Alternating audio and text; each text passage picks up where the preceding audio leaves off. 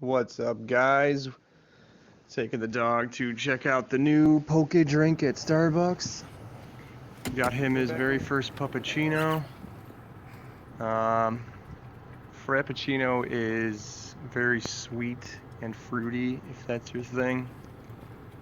Probably going to be taking some time this weekend to get some better recording equipment and software for some better videos in the future.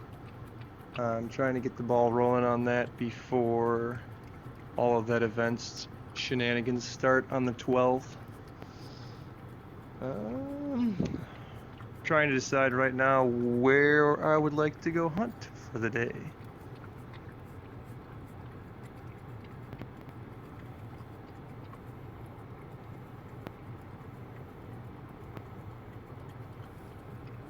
That is gonna give you the shits.